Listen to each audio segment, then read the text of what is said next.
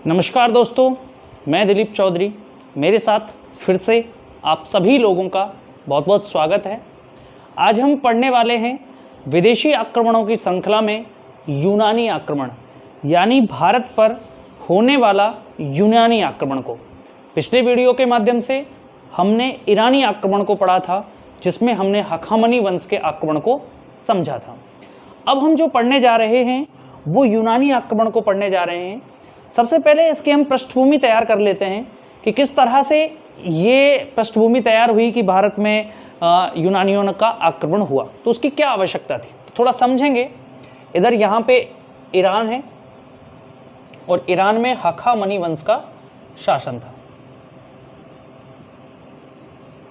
जो कौन थे? पारसीक। अब मैंने आपको एक चीज बताई थी कि यहाँ का एक राजा हुआ था जिसका नाम था जरेक्सस। उस जरेक्सस ने यूनान पर आक्रमण किया था।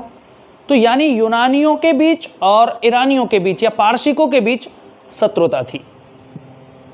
ये आपके यूनान है।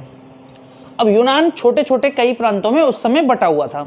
तो यहाँ पे एक राजा हुआ था जिसका नाम था फिलिप द्वितीय। फिलिप द्वितीय, इसका शासनकाल था 359 से लेकर और 336 बीसी तक। ये इसका शासनकाल रहा फिलिप द्वितीय का। फिलिप द्वितीय ने क्या किया? यूनान को संगठित किया, लेकिन स्पार्टा जो यूनान का एक सबसे बड़ा केंद्र था या बड़ा राज्य था यूनान का, वो इसके कंट्रोल में नहीं था, वो इससे बाहर था। इस फिलिप द्वितीय का एक बेटा हुआ जिसका नाम था अलेक्जेंडर। अलेक्जेंडर या जिसको हम कहते हैं सिकंदर। इस फिलिप द्वितीय का ये क्या था? बेटा था।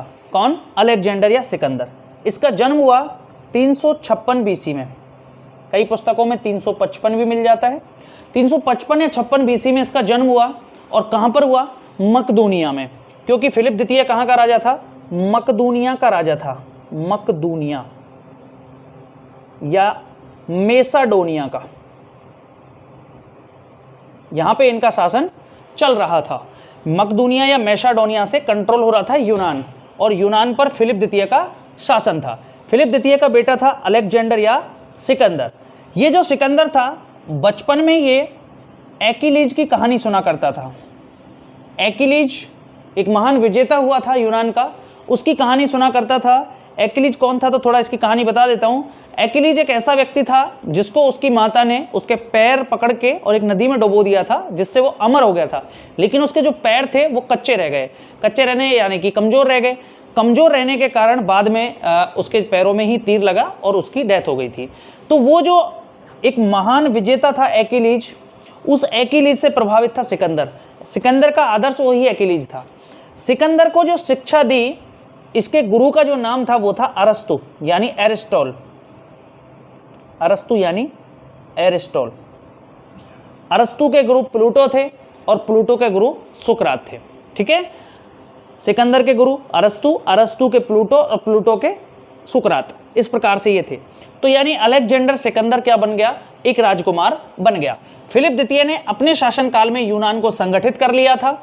उसके बाद जब सिकंदर राजा बना तो सिकंदर को सीधे सीधे एक बड़ा शासक बनना था। सिकंदर एक महत्वाकांक्षी व्यक्ति भी था, इसलिए उसने सबसे पहले इन ईरानियों से बदला लेने की सोची। तो राजा बनेगा अब सिकंदर। 336 से और 323 बीसी तक ये शासन रहा इसका, सिकंदर का। ठीक है, थोड़ा इसको समझेंगे कि सिकंदर का सबसे पहला लक्ष्य था कि इन पारसिकों से वो बदला ले। इस समय पारसिकों का राजा था दारा तृतीय। ठीक है, दारा तृतीय के साथ सिकंदर का एक युद्ध हुआ जिसका नाम था आरबेला का युद्ध। आरबेला का युद्ध, या इसका दूसरा नाम था गोगाबेला। गोगाबेला का युद्ध। ठीक है, जो भी रहा, ये 331 बीसी में हुआ। मैंने कल भी आपको बताया था। और इसमें दारा तृतीय पराजित हुआ। और ये जो दारा तृतीय था, इसका कंट्रोल भारत के इन क्षेत्रों तक था। तो जब दारा तृतीय पराजित हुआ तो भारत से जो हखामनी या पारसिक साम्राज्य का जो राज्य था वो समाप्त हो गया। इस पारसिक साम्राज्य के अधीनता का जब समापन हुआ तो उसके बाद सिकंदर ने भारत की तरफ रुख करने की सोची। अब भारत की तरफ उसने रुख करने की क्यों सोची, तो उसका एक कारण था कि भारत में ऐसा कोई भी संगठित राजा नहीं था, क्योंकि ये जो पश्चिमोत्तर सीमा थी, व्यास नदी तक तो मगध के शासक घनानंद की सीमा लगती थी, उसके बाद जो पश्चिमोत्तर की सीमा थी, हेमचंद्र राय चौधरी एक इतिहासकार हुए हैं, हेमचंद्र राय चौधरी, इनके अनुसार उस समय पश्चिमोत्तर भारत में छोटे छोटे 28 राज्य थे, यानी इस व्यास नदी के पश्चिम में छोटे छोटे 28 राज्य हुआ करते थे, जिनमें प्रसिद्ध थे पौरश का जो है पुरु, जो पंजाब के आसपास झेलम नदी के आसपास था, एक तक्षशिला राज्य था जो आम्बीराज शासन कर रहा था, एक पुष्कलावती था जहां पे अष्टक नामक एक राजा शासन कर रहा था, एक कपिशा का राज्य और एक अश्वक का राज्य। ये कुछ पॉपुलर राज्य थे। एक निशा का राज्य भी था, एक निशा राज्य भी था यहाँ पे, निशा, ठीक है। ये कुछ पॉपुलर थे, इधर जैसे पाटल था, तो ये कुछ पॉपुलर थे। तो इस प्रकार से टोटल 28 राज्य थे, छोटे छोटे। तो ऐसे छोटे छोटे राज्यों को जीतने के मन में सिकंदर के आई। उसको था कि भाई मैं ईरान तक तो जीत ही चुका हूं, तो अगर मैं थोड़ा सा और आगे बढ़ा तो ये पूरा का पूरा ये इंडिया है ये भी मेरे कंट्रोल में आ जाएगा और मैं विश्व विजेता बन जाऊंगा, ये इतिहास में मुझे पढ़ा जाएगा। तो इसलिए सिकंदर ने भारत पर आक्रमण का मन बनाया। अब पारसिकों का तो इसने सिस्टम ही खत्म कर दिया। उसके बाद इसने भारत पर आक्रमण किया। भारत में ये प्रवेश के इसके पास 2 रास्ते थे, या तो मैंने आपको बताया जेड्रोचिया से प्रवेश कर सकता था या हिंदू कुश से प्रवेश कर सकता था। तो ये बल्क बैक्टीरिया को जीतता हुआ 327 बीसी के आसपास इसने बल्क बैक्टीरिया को जीता था, 327 बीसी में। उसके बाद हिंदू कुश से एंटर हुआ, और हिंदू कुश में भी कहां से एंटर हुआ, खैबर दर्रा से प्रवेश किया। तो अगर आपसे प्रश्न करता है कि सिकंदर भारत में कहां से प्रविष्ट हुआ, उसका प्रवेश कहां से हुआ, तो खैबर दर्रे से हुआ। और ये खैबर दर्रा कहां पर है, अफगानिस्तान में। यहां से भारत में प्रवेश करता है 326 बीसी। यहां से भारत में एंटर होने के बाद ये अपनी सेनाओं को 2 भागों में बांट देता है। पहली सेना जो इसने सीधे पुष्कलावती के लिए भेजी, पुष्कलावती जो है ये वर्तमान में जो पेशावर है उस राज्य को पुष्कलावती कहते थे, और दूसरी सेना को लेकर ये खुद कपिशा नगर की ओर चला गया। पुष्कलावती की ओर सेना का जो नियंत्रण किया वो निकोनोर ने किया, और निकोनोर इसको पुष्कलावती को कंट्रोल कर लेता है, जीत लेता है।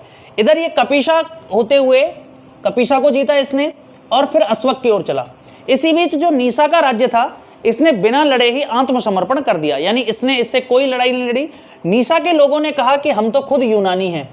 निशा के लोगों ने अपने आप को क्या बताया, यूनानियों का वंशज बताया, ठीक है। और इन्होंने सिकंदर की अधीनता स्वीकार कर ली बिना लड़े ही। कपिशा जीता। अश्वक की तरफ जब ये आगे बढ़ा तो अश्वक में इसका सामना हुआ, अश्वक के पहले पुरुषों से हुआ, पहले पुरुषों से लड़ा। अच्छा, अश्वक की मैं राजधानी यहाँ बता देता हूँ, मशग, ये इसकी राजधानी थी अश्वक की, ठीक है। कई पुस्तकों में इसकी राजधानी पाटल मिलती है, जो बिल्कुल गलत है, ठीक है। अश्वक की राजधानी थी मशग, और यहाँ पर पुरुषों ने इसके साथ संघर्ष किया। पुरुष लड़ते हुए वीरगति को प्राप्त हो गए, तो पुरुषों के लड़ने के बाद महिलाओं ने मोर्चा संभाला, और महिलाओं ने भी सिकंदर के साथ अश्वक में लड़ाई लड़ी थी, यानी मशक में लड़ाई लड़ी थी। तो आपसे एक प्रश्न पूछेगा कि ऐसी कौन सा गणराज्य था या ऐसा कौन सा राज्य था जिसमें महिलाओं ने सिकंदर के साथ लड़ाई लड़ी थी, तो वो अश्वक राज्य था जिसकी राजधानी मशक थी। वहां पे महिलाओं ने भी इससे लड़ाई लड़ी थी सिकंदर से। क्लियर है। तो यहाँ पे ये पुष्कलावती पे निकोनोर कंट्रोल कर लेता है, और एक कपिशा और अश्वक को कौन जीत लेता है, ये खुद सिकंदर जीत लेता है। और जब खुद सिकंदर जीत लेता है तो फिर ये स्वयं कहाँ आता है, पुष्कलावती आता है। पुष्कलावती आता है तो इसे पता लगता है, पुष्कलावती आ जाता है। पुष्कलावती के बाद ये आगे बढ़ता है और ये तक्षशिला के लिए चलता है, लेकिन उससे पहले ही इसको आम्बीराज अपने कुछ, आम्बीराज कौन था, आम्बीराज ये तक्षशिला का राजा था। ये अपने दूत मंडल को भेजता है, वो सिकंदर से मिलता है और ये उसकी सहायता करने का आश्वासन देता है, यानी सिकंदर की अधीनता ये स्वीकार कर लेता है आम्बीराज। आम्बीराज अधीनता स्वीकार कर लेता है तो वो कहाँ बढ़ता है, सिकंदर तक्षशिला की ओर बढ़ता है। कहाँ बढ़ता है, देखो अब ये जीत चुका है, हिंदू कुश से ये सारा एरिया जीत चुका है, ये जीत चुका है, अश्वक जीत चुका है, पुष्कलावती जीत चुका है, तो वो अब तक्षशिला की ओर आगे बढ़ा। तक्षशिला पहुंचा तो तक्षशिला पहुंचने पर उसे पता लगा कि पीछे से जो पुष्कलावती है उस पुष्कलावती में विद्रोह हो गया और निकोनोर को मार दिया गया। निकोनोर को मार दिया गया तो अपनी एक सेना को ये वापस भेजता है कि कहीं पीछे से ये कंट्रोल हमारा खत्म नहीं हो जाए, तो ये पीछे वापस अपनी सेना भेजता है पुष्कलावती के लिए, और अब ये भेजता है फिलिप को। किसको भेजता है? अपने सेनापति फिलिप को भेजता है, और सेनापति फिलिप किस पर कंट्रोल कर लेता है? इस पुष्कलावती पर कंट्रोल कर लेता है, और ये इसे अपना छत्रप बना लेता है। क्या बना लेता है? छत्रप। ये छत्रप प्रणाली कहाँ से शुरू हुई थी? ईरानियों की प्रणाली थी, मैंने आपको कल बताया था।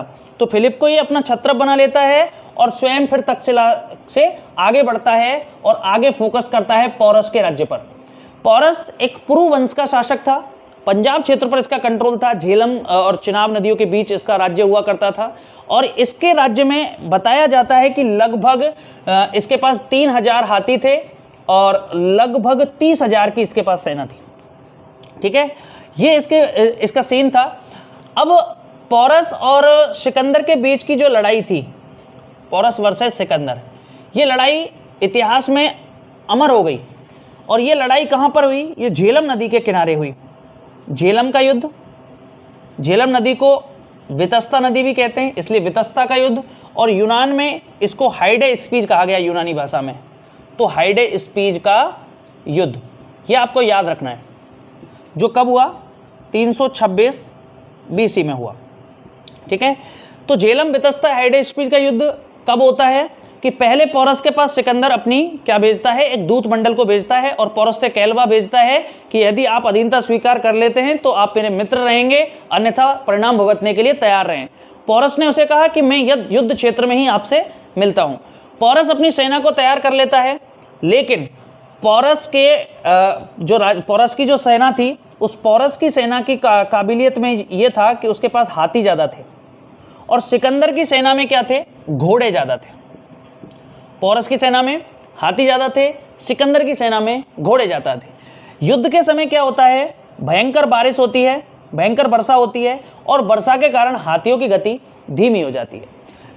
इस सिस्टम में ये थोड़ा सा ध्यान देता है, जब इसको लगा कि अब मैं जीत नहीं पाऊंगा पौरस को, क्योंकि उसके मामला ही उल्टा पड़ गया कि जो हाथी हैं वो दलदल में प्रॉपर चल नहीं पा रहे थे, तो इसने तय किया कि मैं फटाक से किसको घेर लेता हूं? सिकंदर को घेर लेता हूं। तो ये पूरा जो अपना जोर है वो सिकंदर को घेरने पे लगा देता है। जब इस सिकंदर को घेर लेता है तो सिकंदर का इससे सामना होता है और सिकंदर का घोड़ा मारा जाता है। घोड़ा मारा जाता है, सिकंदर नीचे गिर जाता है। नीचे गिर जाता है तो पौरस उसे जाने देता है।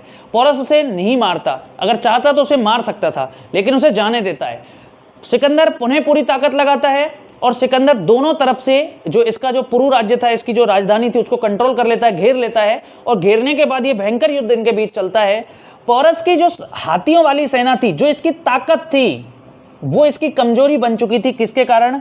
वर्षा के कारण। दूसरा जो ये थे सिकंदर के घोड़े, इधर से ये बाण चला रहे थे, घोड़े से दौड़ दौड़ के तेजी से बाण चला रहे थे, तो हाथी आगे नहीं बढ़ पा रहे और उन्होंने उल्टा अपनी ही सेना को रौंदना स्टार्ट कर दिया। पौरस लड़ता रहा और लड़ते लड़ते फिर सिकंदर ने आंभीराज को उसके पास भेजा। किसको भेजा? आंभीराज को, कि अब भी आपके पास समय है, अगर चाहो तो अधीनता स्वीकार कर सकते हो। अब आंभीराज तो एक देशद्रोही आदमी था, इसने तो देशद्रोह किया था सबसे पहले। तक्षशिला का जो राजा था आंभीराज, इसने देशद्रोह किया था और अकबर के इसकी सिकंदर की अधीनता स्वीकार कर ली थी।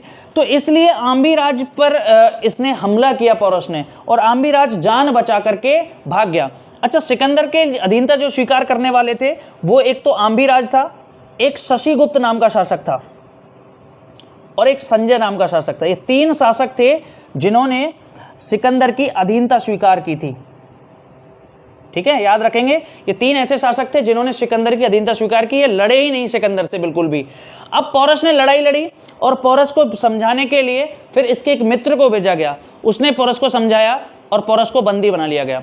पौरस को बंदी बनाकर सिकंदर के सामने प्रस्तुत किया गया। पौरस से पूछा सिकंदर ने कि आप अपने साथ कैसा व्यवहार चाहते हैं? तो पौरस निर्भीकता के साथ जवाब देता है कि जैसा एक राजा दूसरे राजा के साथ करता है। सिकंदर, जो कभी उसका जब घोड़ा मर गया था तो वो नीचे गिर गया था और उस समय पौरस ने उसे छोड़ दिया था, उस चीज़ को वो याद करता है और पौरस को वो उसका राज्य वापस लौटा देता है। और यहाँ तक कि ये पूरा जो क्षेत्र अब जीतने वाला है आगे का, ये सब पौरस को लौटा देता है। ठीक है, ये सारा पौरस को मिलेगा। तो ये झेलम वितस्ता या हाइडे स्पीज का युद्ध जो झेलम नदी के किनारे 326 BC में हुआ, इसमें किसकी विजय हुई? सिकंदर की विजय हुई, लेकिन पोरस ने अपनी वीरता से सिकंदर जैसे बड़े सम्राट का भी दिल जीत लिया। उसके बाद सिकंदर आगे बढ़ता है और आगे बढ़ने के बाद वो मालव जाति पर आक्रमण करता है। ये मालव और क्षुद्रक दो ऐसी जातियां थी छोटी छोटी जिन्होंने गठबंधन कर लिया था। इनका यह था कि जब सिकंदर आएगा तो हम दोनों एक साथ लड़ेंगे। दोनों जातियों ने पूरी ताकत के साथ सिकंदर से लड़ाई लड़ी। मालव जाति पूरी तरह से विनाश हो गया मालव जाति का, और उसके बाद इस क्षेत्र को जीत करके पोरस को ही दे दिया गया। ये क्षुद्रक जाति का क्षेत्र भी पोरस को दे दिया गया। अब सिकंदर कहाँ आ चुका था? व्यास नदी के किनारे आ चुका था। अब व्यास नदी तक आ चुका था, तो अब सीमा जो शुरू होने वाली थी वो घनानंद की शुरू होने वाली थी। घनानंद कहाँ का राजा था? घनानंद मगध का राजा था, और घनानंद के पास बहुत सारा धन था और एक बड़ी संगठित सेना थी। इसलिए अब यहाँ इसका एक मंत्री था सिकंदर का, जिसका नाम था कोनोश। सेनापति या मंत्री जो भी है, ये इसे सलाह देता है कि महाराज हमें घर से निकले हुए 12 वर्ष हो गए हैं और सेना में विद्रोह है। अब सेना में विद्रोह क्यों हुआ? सिकंदर की सेना में विद्रोह क्यों हुआ उसको समझिए थोड़ा सा। पहला विद्रोह का कारण था घर से निकले हुए उनको 12 वर्ष हो गए थे, यानी 12 वर्ष से लगातार इसकी सेना युद्ध लड़ रही थी, जिसमें बहुत सारे सैनिक जख्मी हो गए, बहुत सारे सैनिक मारे गए और बहुत सारे सैनिकों के बीमारियां हो गई। ठीक है।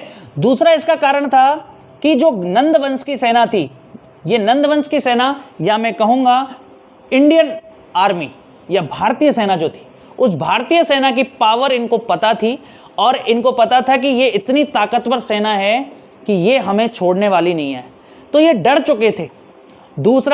तीसरा कारण ये था कि चाणक्य ने चंद्रगुप्त मौर्य और अपने सहयोगियों के माध्यम से सिकंदर के लोगों को डरा दिया था कि हिंदू देवी देवता उनसे बहुत ज़्यादा नाराज हो गए हैं। इसलिए सिकंदर ने इस व्यास नदी के किनारे ही देवताओं को खुश करने के लिए 12 यज्ञ वेदी स्थापित की और यहाँ पर एक यज्ञ करवाए थे। ठीक है। कहाँ पे? इस व्यास नदी के किनारे इसने क्या करवाए थे? यज्ञ करवाए थे। 12 यज्ञ वेदी इसने स्थापित की थी। ठीक है। उसके बाद ये नीचे की तरफ बढ़ा और नीचे की तरफ बढ़ता हुआ ये सिंधु नदी के किनारे किनारे पाटल जा पहुंचा। पाटल वह जगह थी जहां सिंधु नदी 2 भागों में बढ़ती थी। पाटल में द्वैराज्य प्रथा थी। द्वैराज्य प्रथा यानी पाटल में 2 राजा थे और वो दोनों राजा शासन चलाते थे बुजुर्गों की सलाह से। ठीक है। इस पर पाटल पर हमला किया गया। पाटल पर हमला इसका अंतिम हमला था। पाटल पर हमला इसका अंतिम हमला था जो 325 बीसी में हुआ और पाटल को सिकंदर जीत लेता है। इसके बाद ये सिंधु नदी के किनारे से सोचता है कि अब मैं वापस चलता हूं, क्योंकि कोनोस ने इसे सलाह दी हुई थी। इसलिए ये वापस जाने से पहले ही 2 नगर बसाता है। 2 नगर बसाता है। पहला नगर बसाता है निकैया। ये दोनों नगर इस झेलम नदी के किनारे थे। ठीक है। निकैया का अर्थ होता है विजयनगर। और दूसरा ये अपने घोड़े के नाम पर बसाता है जिसका नाम था बुखाफेला या बऊकेफला। तो एक तो इसने विजयनगर यानी अपने विजय की स्मृति में, जो इसने पोरस से युद्ध जीता था उसके विजय के उपलक्ष्य में नगर बसाया। दूसरा इसने बुकाफेला जो अपने घोड़े के नाम पर इसने नगर बसाया। इसके अलावा इसने 2 सिकंदरिया नाम के, अलेक्जेंड्रिया नाम के भी नगर बसाए थे। ठीक है। तो ये नगर बसाए इसने। उसके बाद ये आगे बढ़ा तो इसने अपनी सेना को 2 भागों में बांटा। वापस जाने के लिए कितने भागों में बांटा? सेना को 2 भागों में बांटा, और एक सेना जो थी वो निर्याकस को सौंपी। निर्याकस कौन था? सिकंदर का जल सेनापति। और दूसरी सेना स्वयं और सेल्यूकस निकेटर के नेतृत्व में ली।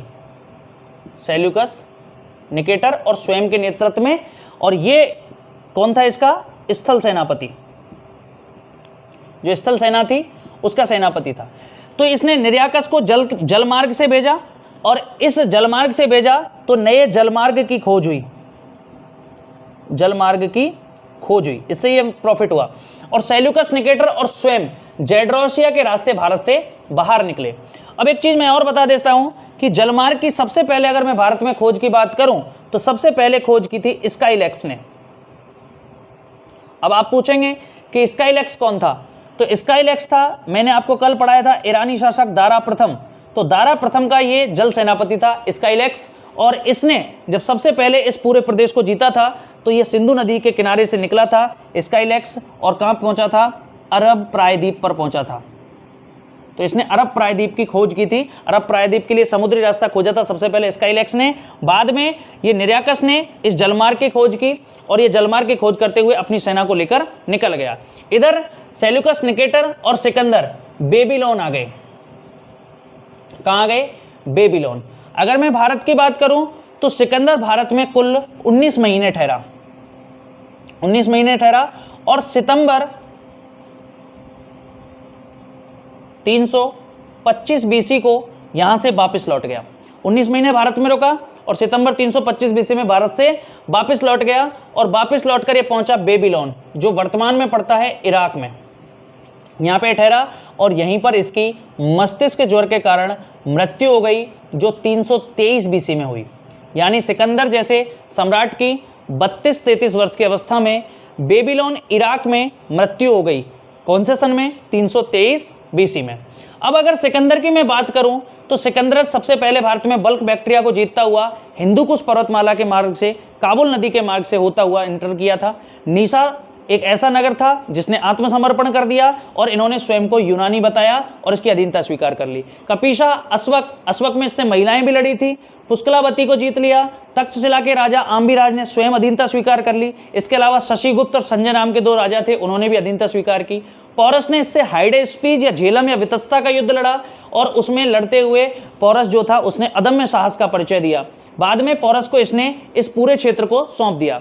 अब इस सिकंदर ने जो क्षेत्र जीते थे उनको इसने 4 भागों में बांटा था। समझें किस प्रकार से इसने जीते थे और जीते जो मैंने बता दिया। तो इसने पहला जो प्रांत बांटा था वो था पुष्कलावती, जो सारा पश्चिम का पूरा क्षेत्र था। इसको इसने सौंपा था फिलिप को। किसको सौंपा था?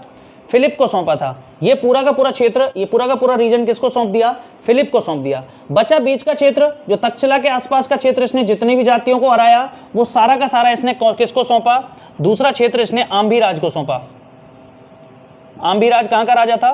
तक्षशिला का राजा था। इसको झेलम नदी के ऊपर का और सिंधु नदी के नीचे का क्षेत्र सौंप दिया। ये सिंधु नदी जा रही है, ठीक है, ये यहां से आती है आपके मानसरोवर से और ये सतलज नदी है, तो ये आम्बीराज को सौंप दिया।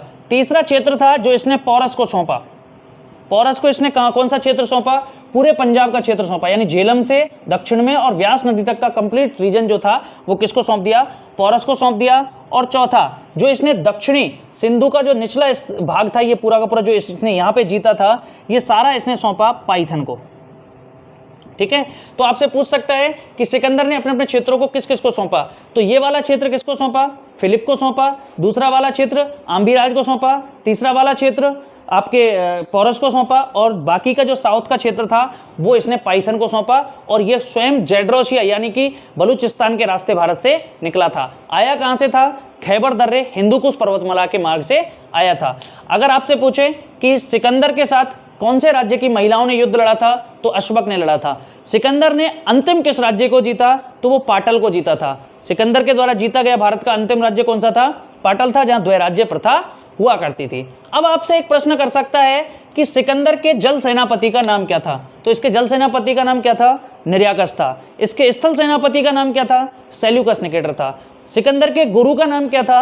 अरस्तु या एरिस्टॉल था। सिकंदर किसे अपना आदर्श मानता था? एक्किलीज को मानता था। सिकंदर का पिता कौन था? फिलिप द्वितीय था। सिकंदर कहाँ का राजा था? मकदूनिया या यूनान का राजा था। मकदूनिया जो यूनान का एक प्रांत था वहां का राजा था, मैसेडोनिया या मकदूनिया। सिकंदर का जन्म कब हुआ? 356 में हुआ। सिकंदर की मृत्यु कब हुई? 323 बीसी में हुई। कहां पर हुई? बेबीलोन में हुई। बेबीलोन कहां पर है? इराक में है। क्लियर है? ये आपको इस तरह से इसको याद रखना है। सिकंदर भारत में कितने महीने ठहरा? 19 महीने ठहरा। सिकंदर भारत में से कब गया? सितंबर 325 में वापस लौटा और 326 में भारत में एंटर हुआ था। ठीक है, सिकंदर के समय मगध का राजा कौन था? घनानंद था। अब यहां पे समझें कि सिकंदर के साथ कुछ इतिहासकार आए थे। इतिहासकार या मैं कहूं लेखक, ये कई बार प्रश्न पूछ लिए जाते हैं कि सिकंदर के साथ कौन नहीं आया था। तो निरयाकस आया था, इसके अलावा ओनेसिक्रेटस आया था और एरिस्टोब्यूलस आया था। निरयाकस, ओनेसिक्रेटस और अरिस्टोब्यूलस ये तीनों इसके साथ आए थे। बाकी अगर आपसे पूछे मेगास्थनीज, तो मेगास्थनीज जब भी बाद में आएगा, सेल्यूकस निकेटर उसको भेजेगा। ये 3 लोग इसके साथ इतिहासकार थे या लेखक थे जो यहाँ पे उपस्थित हुए थे। ठीक है, अब सिकंदर यहाँ से भारत से वापस चला जाता है, चला तो जाता है लेकिन ये पूरा का पूरा क्षेत्र किसके कंट्रोल में आ गया, यूनानियों के कब्जे में आ गया। ये जो यूनानी थे अब चूंकि ये हिंद में रहने लगे थे इसलिए ये कहलाए हिंद यूनानी। सिकंदर के वंशज क्या कहलाए, सिकंदर के वंशज या मैं कहूं यूनानियों के वंशज वो कहलाए हिंद यूनानी। इन हिंद यूनानियों को कहा गया बाद में यवन, इंडो ग्रीक। अब इनका क्या प्रभाव रहा, सिकंदर के आक्रमणों का भारत पर क्या प्रभाव रहा। कुछ इतिहासकारों ने कहा कि इसका कोई प्रभाव नहीं रहा, इसने भारत के क्षेत्र को जीता लेकिन इसका यूनानीकरण नहीं कर पाया था। लेकिन कुछ इतिहासकारों ने इसका कुछ माना है कि भाई सिकंदर ने हमला किया, इन क्षेत्रों को जीता, तो एक हमारे भारत में एक प्रभाव ये पड़ा कि भारत में जो है गांधार कला जो थी वो थोड़ी प्रचलित हुई। दूसरा, सिकंदर ने इस पे हमला किया तो आपने देखा कि पौरस और सिकंदर की जब लड़ाई हुई तो पौरस की जो हाथियों की सेना थी वो मौसम परिवर्तित होने के कारण काम नहीं कर पाई, इसलिए अब भारतीय लोग जो थे वो सेना में घोड़ों को रखना स्टार्ट कर देते हैं। इसके साथ साथ उलूक शैली के सिक्के जो भारत में प्रचलन में आए वो भी यूनानियों की ही देन थी, उलूक शैली के सिक्के। इसके साथ साथ द्रह्म नाम का जो सिक्का था, ये द्रक्म नामक एक सिक्का चलाते थे, द्रक्म, जैसे भारत में बाद में द्रह्म नाम दिया गया। तो ये द्रह्म नाम के जो सिक्के भारत में चले, दिरहम या द्रह्म, ये यूनानियों से ही प्रभावित रहे। तो ये सारा यूनानियों का भारत पर प्रभाव रहा, लेकिन यूनानी पूरे भारत का यूनानीकरण नहीं कर पाए, ये केवल व्यास नदी तक के क्षेत्र को जीत पाए थे। इसका बदला जो बाद में किसने लिया, चंद्रगुप्त मौर्य ने लिया, सेल्यूकस निकेटर को पराजित करके। चलिए दोस्तों, आज सिकंदर के आक्रमण को हमने यहाँ समझा था, इसके बाद का हम चैप्टर जो है आगे पढ़ेंगे। बहुत बहुत धन्यवाद, मिलते हैं नेक्स्ट वीडियो में। जय हिंद, जय भारत।